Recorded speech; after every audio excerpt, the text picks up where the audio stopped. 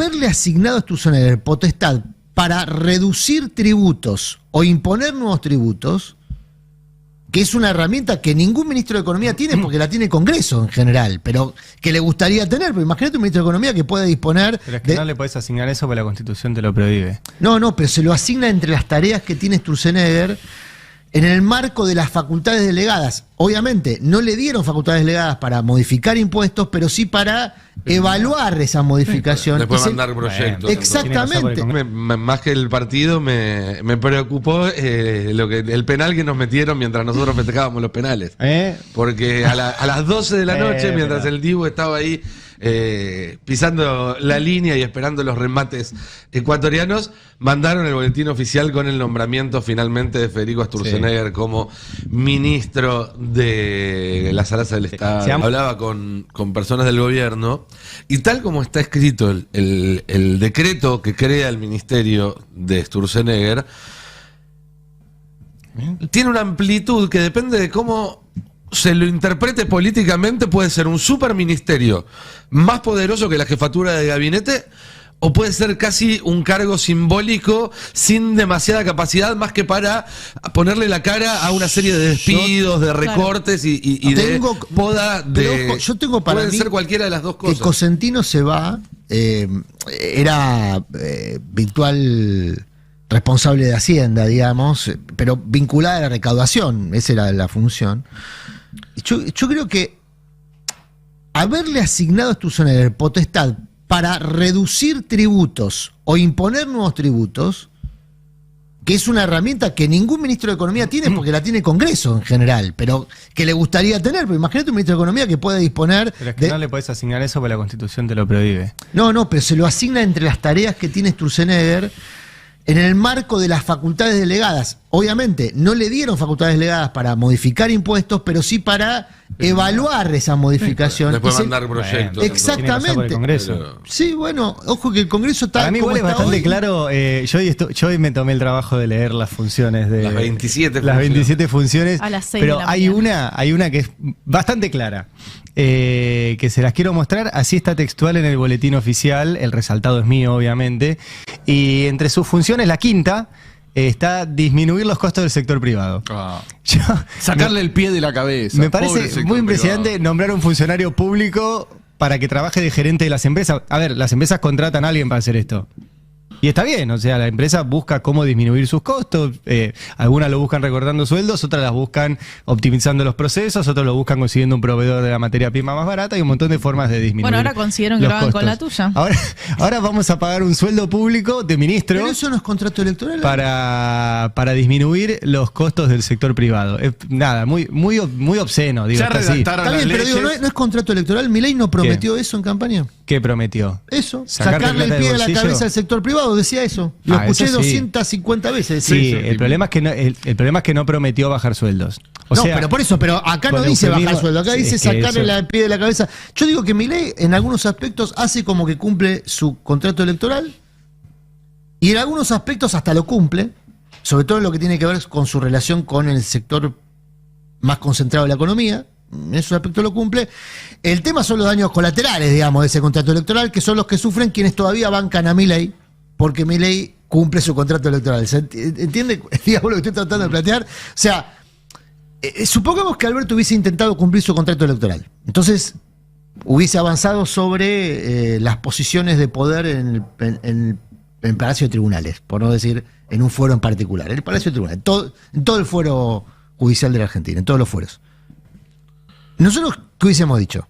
Está cumpliendo un mandato electoral. O sea, cuando se lo votó a Alberto Fernández, entre otras cosas, se lo votó para que terminase con el lawfare, ¿no?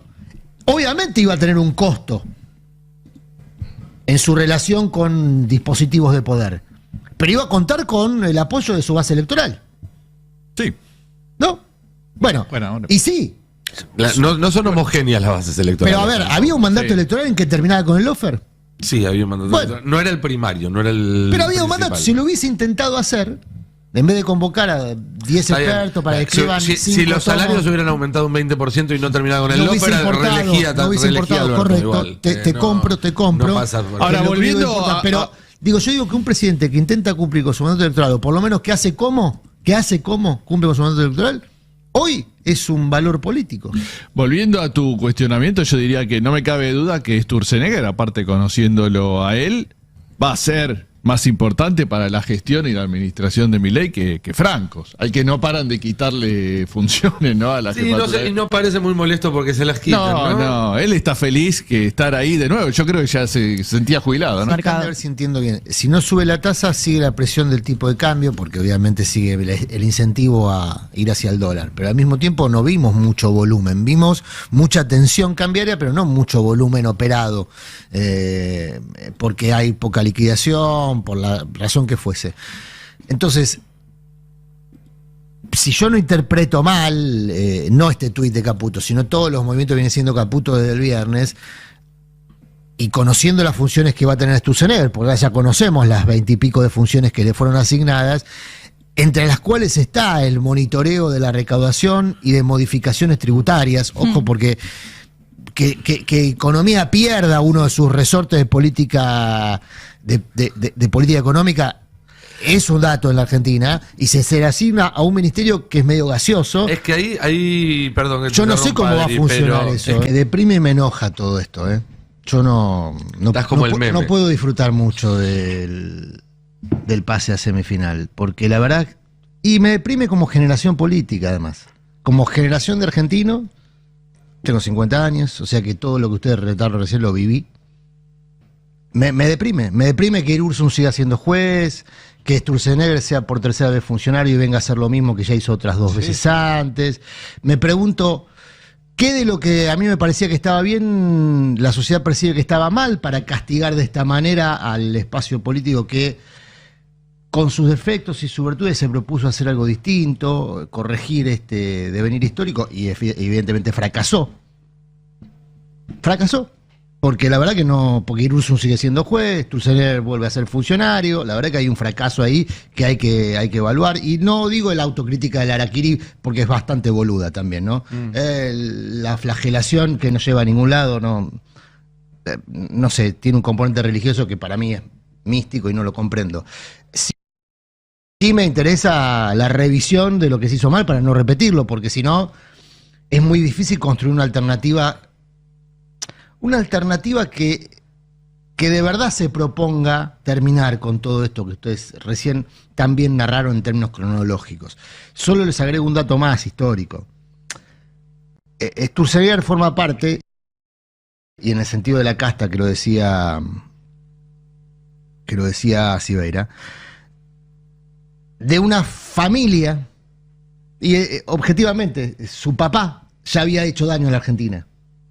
Y así, si vas para atrás, hay muchos Sturzeneggers que vienen hilando su fortuna con el daño que le producen en la Argentina. Eso es lo que más me deprime de todo. Que los mismos que durante prácticamente 2 siglos, el 9 de julio se celebra una nueva conmemoración de la independencia patria. Bueno, es un buen momento para reflexionar por qué los mismos tipos que cíclicamente saquearon a Argentina ahora están gobernando. Y van a ser protagonistas de la conmemoración del 9 de julio. ¿Por qué? ¿Qué hicimos mal? Como generación política, como espacio político me refiero al campo nacional y popular. Después cada cual tendrá su identidad. Algunos serán peronistas, otros comunistas, otros socialistas. Pero digo, quienes abrevamos en el campo nacional, evidentemente algo hicimos mal, muy mal, para que Sturzenegger sea funcionario de vuelta. Me identifica mucho lo que decís y le sumo algo, de que es qué podemos hacer bien ahora. No, por eso, pero si no revisamos y seguimos tapando bajo la alfombra, los Irurzun van a seguir siendo jueces. No, por eso, coincido 100% y sabés que... ya quisiera, sé. Yo advertí que estaba enojado igual. Yo insisto que lo advertí. Yo creo que lo que se tiene que hacer ahora es escribir lo que va a pasar el 11 de diciembre del 2027. Cuando vuelva al gobierno alguien que trate de revertir todo esto. Todo eso tiene que estar escrito, laburado. Por eso me cuesta entender la dinámica del internismo hoy, cuando tenés a una figura que puede estar el 11 de diciembre en la Casa Rosada del 27 perfectamente, y que en vez de apuntalarlo, hacerlo crecer, empezar a trabajar para eso, están trabajando para que eso no suceda. Lo miserable del internismo, no la dinámica, a mí por lo menos. Sí, lo miserable y lo poco efectivo. Es por 3 empanadas, es por la jefatura del bloque de concejales de un municipio del conurbano. O sea, ahora es literal, ustedes no saben el nivel de miserabilidad que tiene el debate político hoy en el peronismo. Te sumo una digo, cosita ustedes, que... Sí, ustedes lo saben, digo, el público en general, porque nosotros también, en algún punto, no sé si por preservar también, insisto, el espacio en el sentido más amplio del término, no colaboramos muchas veces a tapar la basura bajo la alfombra, evitando contar algunas miserabilidades. Lo digo como, ya que pido autocrítica, hago la mía, pero todo el tiempo nos enteramos de situaciones miserables. Ayer mismo, yo qué sé, me estaban contando, bueno, nada, como si... No, y contalo. Cuídenme. No, nada, porque aceptan algunos cargos de embajadores y otros no, y que que la decisión no tiene que ver con sentido estratégico de la patria. Ayer se definieron embajadores en el Senado. Sí.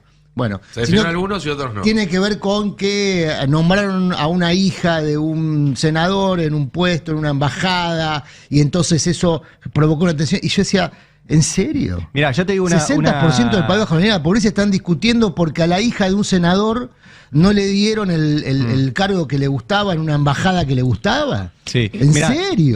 Te digo nacional, recogiendo esto que vos decís. Es el que te corre por izquierda, el que te dice, vos no entendés nada, no hay que pagar al Fondo Monetario. Déjame hincharlo, güey. Recogiendo esto que vos decís y yendo incluso más atrás, yo me acuerdo. Y que disfrute la hija de la embajada de Gran Bretaña, durante que lo disfrute, está bien. No lo merece, pero que lo disfrute. Durante el gobierno de Cristina pasaron dos cosas que tuvieron mucho que ver con lo que pasó después y que no las criticábamos porque, no es momento. ¿Qué es eso es lo que decís? Che, no digas esto porque estás generando problemas hacia adentro. Y son dos muy puntuales. Una, cuando se decidió salvar el cargo a Claudio Bonadío como juez. Eso fue una decisión del kirchnerismo ejecutada por Miguel Ángel Pichetto en el Consejo de la Magistratura. Y no decíamos nada porque, esperemos, no sé, hay cosas más importantes. No les tengo que relatar el daño que hizo Bonadío después. Esa fue una. Y otra que yo la viví más de cerca fue con la ley de medios. La aplicación de la ley de medios fue absolutamente mala.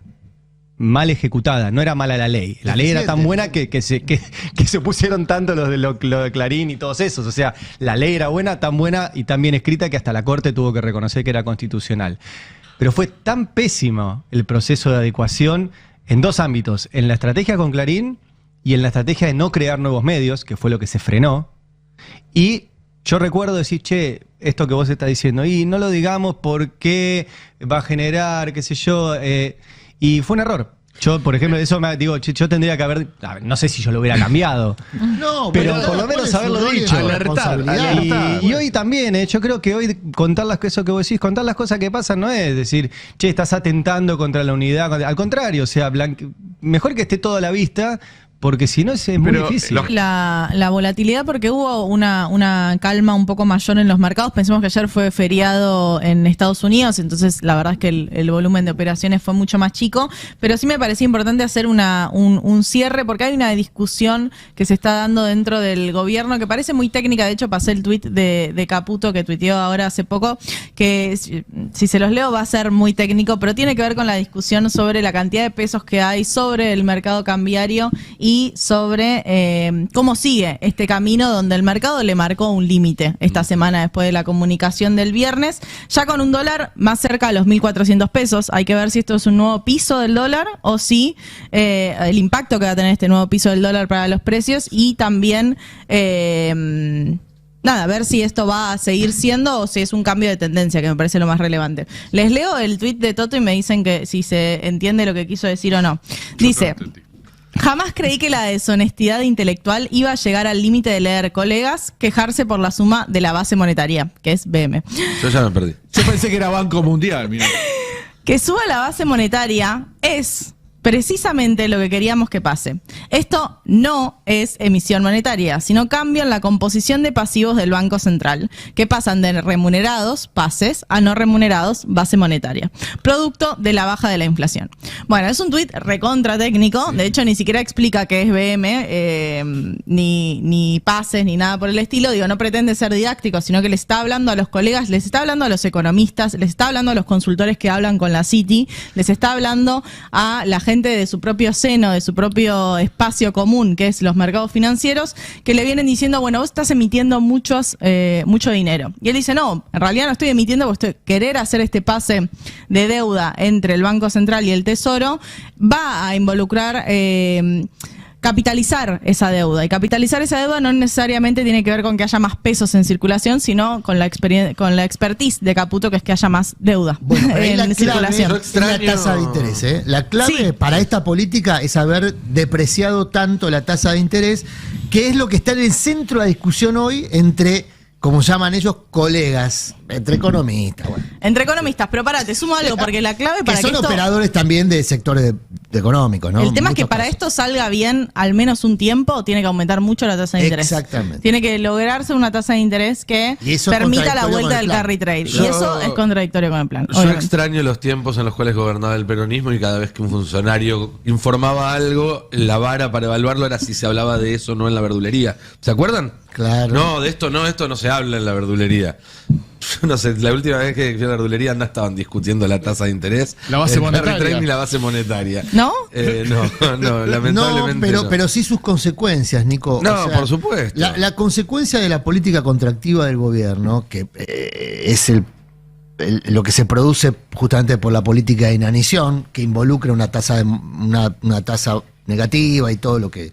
las herramientas que se han dispuesto, es justamente una economía que no para de caer. Todos los días sumás datos, creo que Cande tenía nuevos datos de caída de la actividad, es espeluznante, son niveles del 2002.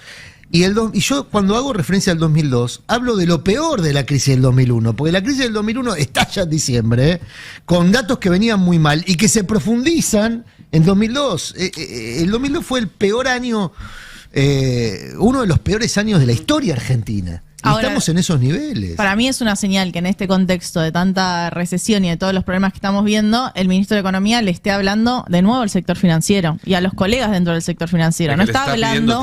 Les está pidiendo, exacto, le está pidiendo tiempo y le está tratando de dar sus explicaciones de por qué él se casa con el plan en un día donde se sumó su adversario en términos económicos y él lo que está diciendo es yo me muero con este barco. Claro, lo que y dice eso también es una que no señal en sí tasa, mismo. ¿no?